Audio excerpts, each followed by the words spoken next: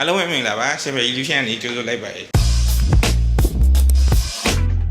နော်ဒီနေ့ photo shooting လေးတစ်ခုရှိလို့ပေါ့နော် portrait shoot လေးဖြစ်ပါတယ် vlog တွေလည်းမရိုက်ရတာကြာပြီဆိုတော့ဒါပထမဆုံး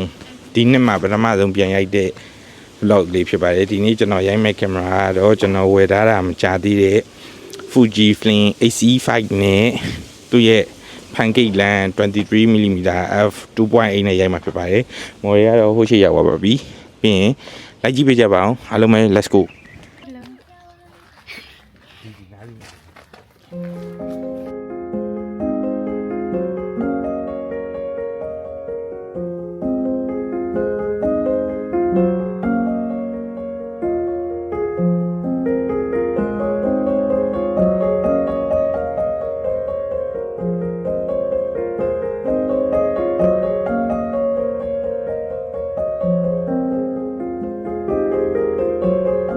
ဒီရတော့မိုက်ပါလေနောက်ထပ်စင်ကာပူရဲ့ photo spot နောက်တင်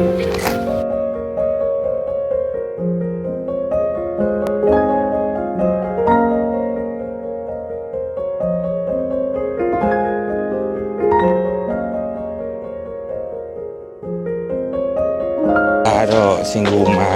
နောက်ဆုံးကြံခဲ့တဲ့စင်ကာပူကရွာဖြစ်ပါလေသူကဘန်ကောက်အမာဒီနားမှာရှိတာပေါ့နော်Campbell Village လို့ခေါ်အလားမသိအရွာလေးဖြစ်ပါလေတော့မိုက်ပါတယ်ကျွန်တော်နောက်ထပ်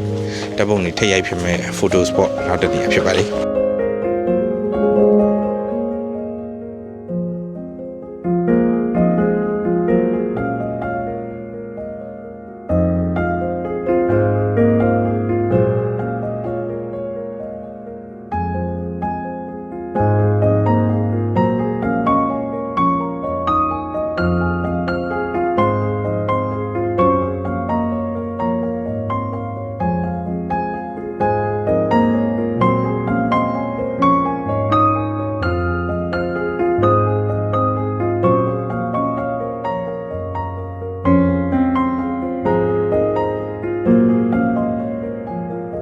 ကျွန်တော်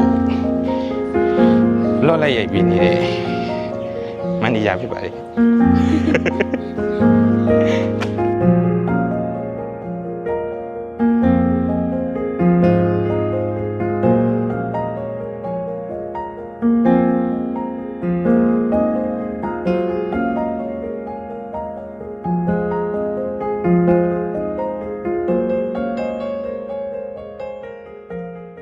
ဒီနေ့ရိုက်တာတော့ဒီလောက်ပါပဲအားလုံးလိုက်ကြည့်ပြီလို့ကျေးဇူးတင်ပါတယ်နောက် vlog ဒီမှာပြန်တွေ့ကြမယ် Hello ခံစားချက်လေးပြောပြပေးခံစားချက်ကတော့အရန်ကိုပြောဖို့ကောင်းတယ်ပေါ့နော်ကိုကိုတကယ်မော်တယ်တယောက်လို့ခံစားရကွာပြောဖို့ကောင်းပါတယ်တပုံးစရာလည်းအရန်တော်မယ်လို့မျှော်တယ်ပါအရန်ကို so excited for want to see my picture ဘယ်လိုပြောမလဲအရန်ကိုလှုပ်ရှားပါတော့ဘယ်လိုပြောမှတမသိတော့ဘူးကွာလောက်ပါပဲကျေးဇူးပါ